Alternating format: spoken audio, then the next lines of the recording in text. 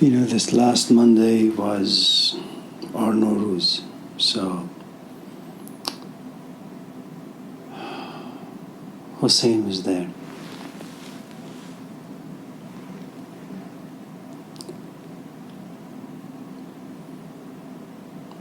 And he has a lot of physical difficulties.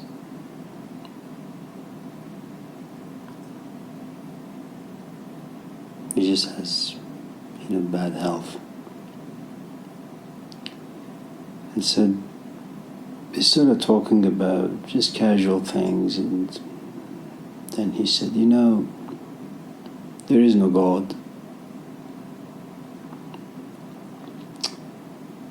The Quran is just a book.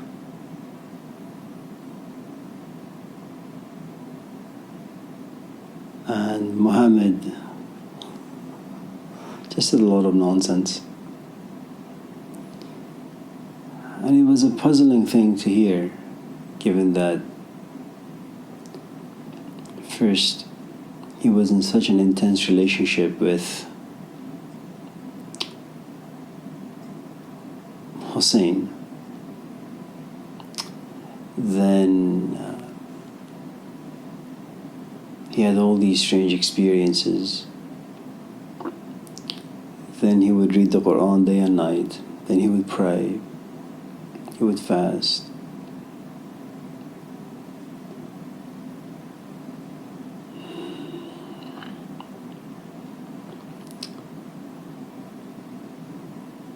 He still enjoys poetry very much, reading Rumi and Hafiz once in a while, but for the most part his religious sensibilities are completely gone.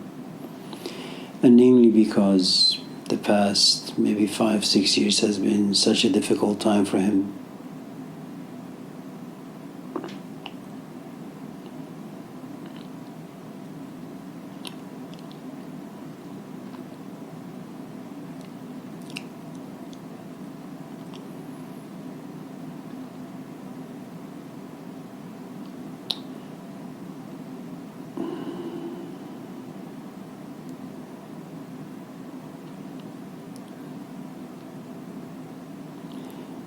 I was listening to In Search of the Miraculous today. There was a part where Gurdjieff was talking about making sacrifices.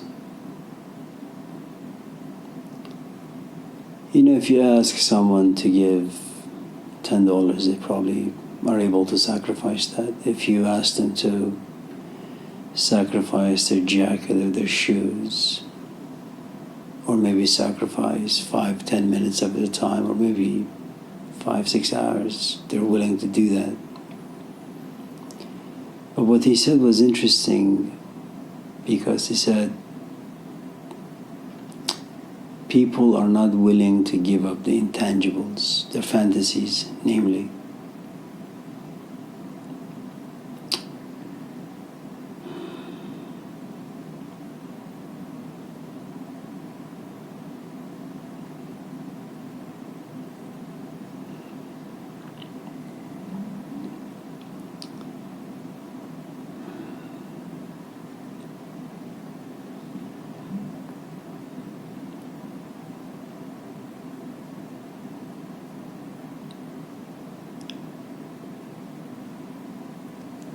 And though this particular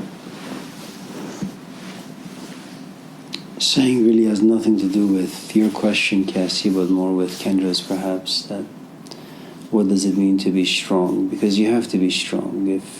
Even if you were to talk about the story contained in the Quran, that what does it mean to be strong enough to hold something enormous as, according to the Quran, as God? Or the patience that Bai Sahib has. How does a 50 or 55-year-old woman, Irina Tweedy, hold that which lives inside Bai Sahib without breaking, without complaining, without crying?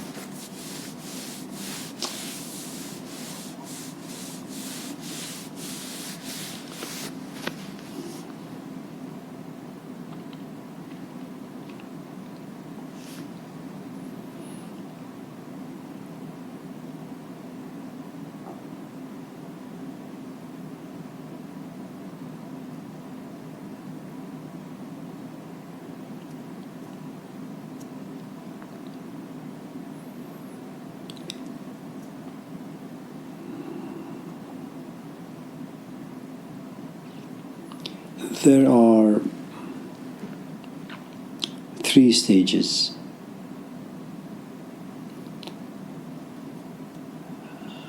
And I suppose it could also exist within the concept of strength.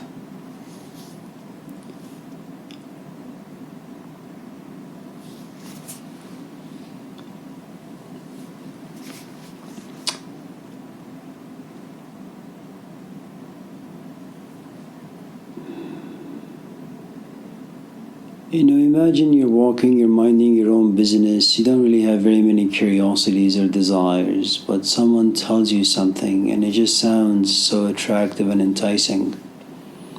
And so you ask for directions and they give it to you. And that's the first step, that you make a journey towards the thing you desire.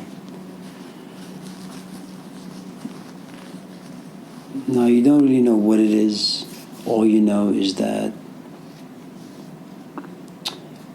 you just want to be strong, or if you want to perhaps make this a bit more religious or spiritual, you want to find out where God is, or if you want to connect this to the poem by Ansari, you want to know what the self is.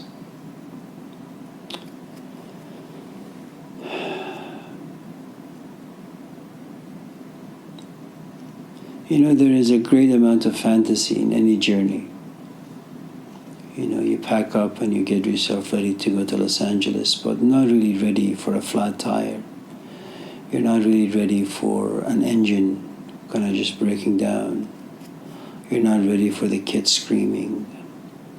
You're not really ready to go there and realize that I had read a story on Yahoo a few days ago that this mother of 4 had packed, the suitcases for the family. And when they got to the destination, she came to realize that she packed for her husband, her 4 kids, but she forgot to pack for herself.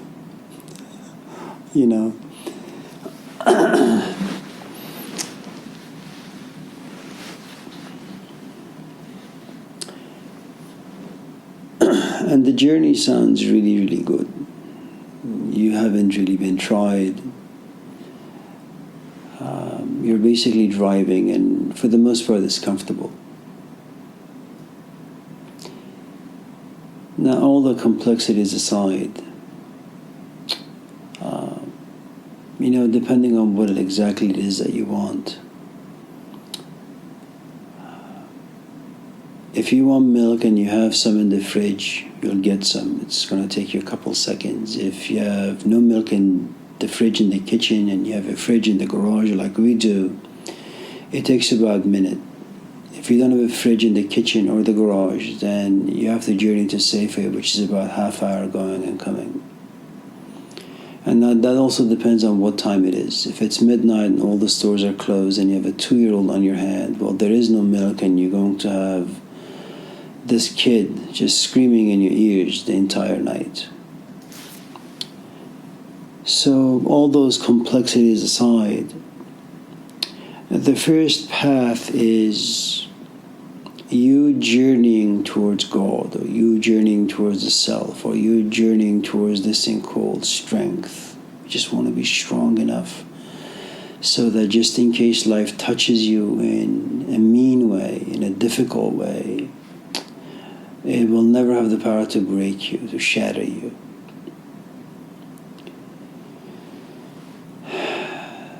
Once you get to the destination, you have to knock.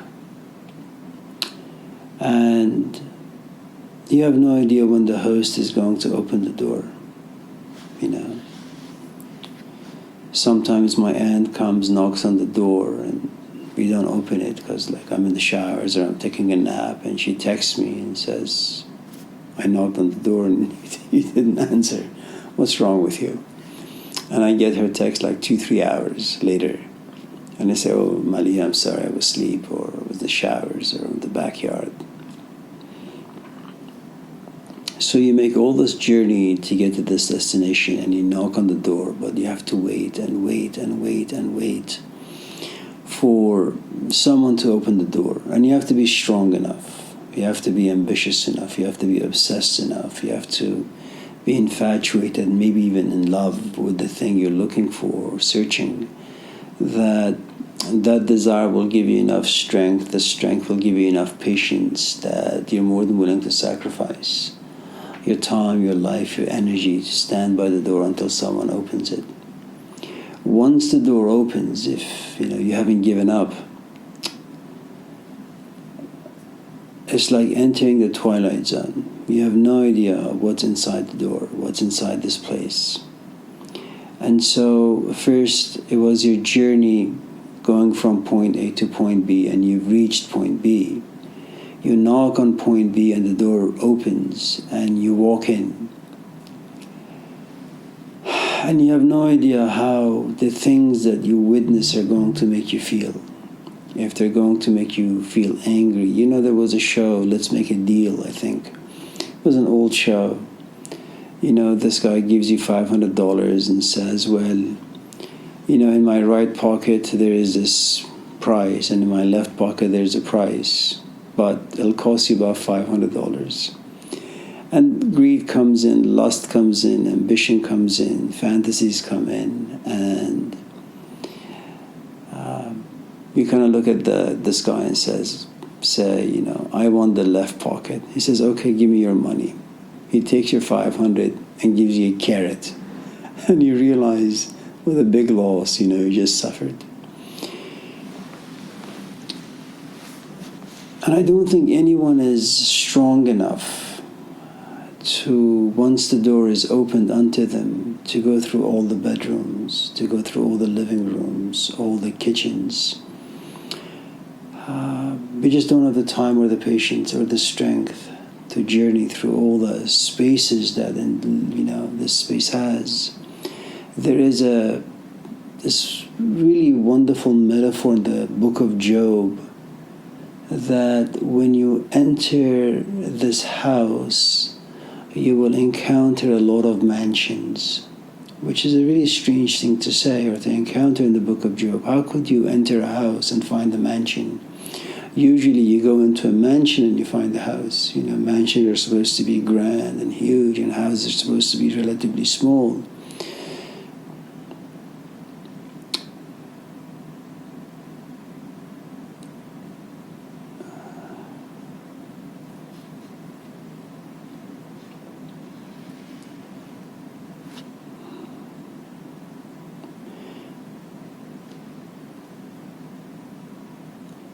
When you are looking for something and you find its door and you knock and the host opens and you walk through it, you're so mesmerized by what you see that you don't look at the host and ask him, so how are you? Can I help with anything? You basically ask, can you walk me through your house or your mansion? Can I see what exactly you have? And it's so huge. And of course, a good host will always oblige and say, yes, of course, I will kind of walk you through, and so you can take a look at my house. And you enter, the house around 6, and you've gone through 5 bedrooms, and you've gone through 20 living rooms and 50 kitchens. One of those houses that athletes or very, very rich people buy. And it's like Disney World or Disneyland. It doesn't matter how many days you spend there, it just never gets over, And then you get exhausted, and you look at the host and you say, I need to go home now. And the host says, okay. But the third journey is incomplete, which is the third step at least. So the first step is you journeying towards the self, or you journeying towards wisdom, or you journeying towards God. The second is you find God, you find wisdom, you find strength, and you knock on its door and the door is opened, and now you kind of walk through it to discover what lives in it. But God or the self or wisdom keeps waiting and waiting and waiting and waiting until you become wise enough to know your own capacity to stop asking for things that are really beyond you. And once you stop the third step comes in, which is wisdom now journeys through you. It's very much the poem of, Ansari. That there was this stage I was in where I was looking for myself. And I kept looking and looking and looking and looking, and I found God. And I came to a different place where I didn't really want to look for God. I wanted to look for myself. And I kept looking and looking and looking, and the only thing I saw was God.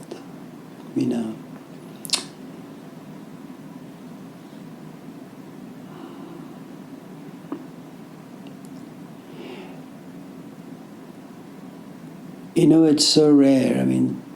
Since, the three of you are instructors and you find yourself in the classroom, once in a while something really interesting happens. You know that you have to teach on a Friday from 9 to 12, and you prepare and you do all that stuff, and it's your journeying towards the 9 o'clock class. The class starts and you're kind of exploring and experimenting with all of your notes. How am I going to tell the students? How are they going to respond? Of the complexities of this particular time in history, what components, what sort of information do I want to impart to my students? Then around 11 o'clock, something really interesting happens. From nowhere. There's no warning. It doesn't, tell you in advance that it's going to come pay you a visit. Something about you just shuts down in a very, very healthy way. And let's say you're talking about the Renaissance, or let's say you're talking about Brahman, whatever the case may be. It's like this thing, the host, the thing that you're talking about, in some strange way silences you and now enters inside you and speaks through you. That's the third stage, and that's what most of us really desire. That we want someone ourselves, our fantasies, our pathetic desires to kind of quiet down and maybe disappear completely, so that whatever it is, hopefully something noble that we have sought and finally we have found, instead of us journeying through it to figure out what it is and how it functions and how it smells and how it tastes, that perhaps that which we've been looking and that which we have found, maybe we can allow it to roam through us and figure out where our strengths are, where our weaknesses are, and use us the way it finds fit. It's the way it sees fit. We have all experienced it, whether we have fallen in love romantically or otherwise, whether we walk into a classroom and initially the conversation or the lecture or, what we're telling students is relatively mechanical and technical, and it deals with SLOs and ILOs, all those, nonsense that modern education kind of shoves instructors' throats. But at a certain point in the classroom, something about you opens up. And, I remember I had a couple of email exchanges with Michael Sugrue, who taught at a certain school. And you can find his lectures on YouTube, and he's an amazing, amazing human being. He had, I think, stage 4 cancer, or maybe 3, he recovered. He has talks on various authors and philosophers and various times in history. In a couple of sentences in his long email, he had said that sometimes while I'm giving a lecture, I begin to talk about things I didn't know that I knew, which is an amazing place to be. First, sure, you have to be somewhat creative, you have to be very knowledgeable, but you have to be in tune with something where, you kind of, the class ends and you sit on the bench and you say, how the hell did that happen? I had no idea. I had so much inside me.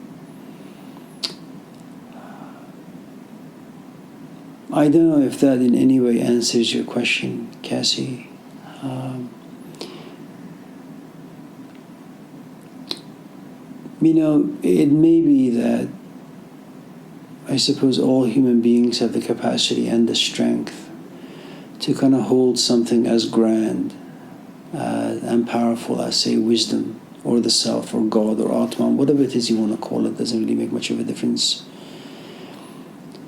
But not too many human beings have the physical privilege. They're not a prince like the Buddha. They're not a prince like Mahavira or Moses. They're not in a privileged position like Jesus, who are able to kind of turn their backs to the things that most of us need. We need money, we need a companion, we need children, we need to be close to our parents, we need friendships. And though perhaps the potential may be there for most of us, the truth is not very many of us have the ability to make sacrifices, especially sacrificing, the idea of having a big ego, which means that you think very highly about yourself, which is for the most part a very fallacious way of viewing yourself.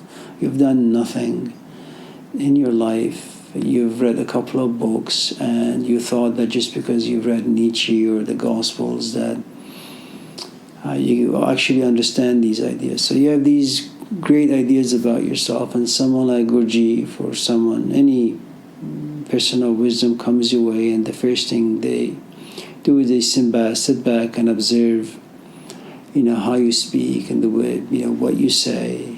And then they begin to ask you some questions to see whether or not you're able to kind of just sacrifice by just keeping your mouth shut, I think this particular passage in the Quran really, like anything else in life, it's a message, and the message is out there on the microphone, coming through the speakers. Everybody can hear it, but not really everyone is able to listen to what it is that they're hearing. And not everyone is able to understand what they're listening to. And not everyone is able to put what they listen into application for themselves. And not everyone is able to put to application what they have applied to themselves, to society at large, And so there are all these different, steps that happen. There are all these different journeys that you have to go through. I think if you take the Quranic story somewhat metaphorically, maybe you can think of it this way. There are certain temperaments that are very, very animalistic. There are certain temperaments, kind of like as the Chinese would say, that there is air, there is water, there is fire, and there is wood. But forget the wood, just air, fire, water, and whatever else. And sometimes, wisdom presents itself before swines, but swines don't have the capacity to hold on to the wisdom, and so if they don't destroy wisdom themselves, they themselves get destroyed.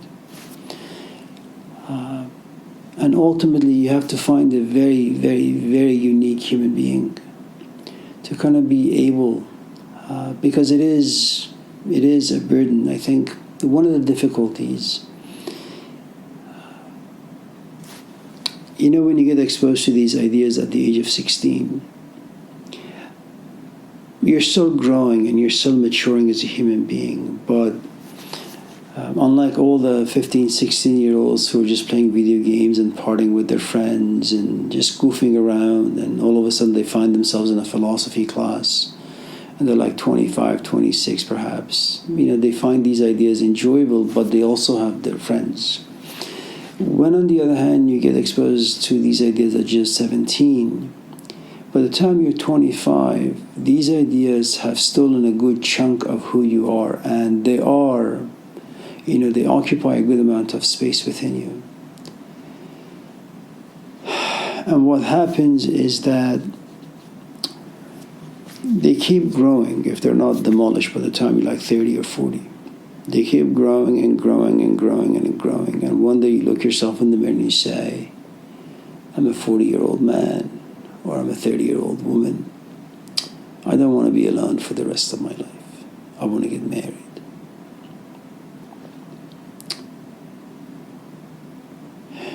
And you want to put your wisdom into a life, into a married life, into a family life, into a life with parents, into a life with friends, into a life with classroom, and you realize it just doesn't work, it doesn't fit. And very much like God, who's remained alone until he has found the human being, I think the human being who has a good amount of wisdom inside them, they also remain alone like God. I suppose sometimes anyone who has some decency left inside them, they don't really want to go and give lectures for money. They don't want to go give lectures for fame. They really just want to go talk because these ideas are just interesting. But they become contaminated by money and by power and by fame. Once in a while they catch themselves. And they want to walk away from the whole thing, but it's far too tempting and it's far too difficult to walk away. So they try to kind of use the analogy from the New Testament, the lion and the lamb lying together, that money, fame, and wisdom can go hand in hand. And I'm not sure if that's ever possible. It may be, I don't know, because I'm neither rich nor famous. I don't even give good lectures anyway, so none of those things apply to me.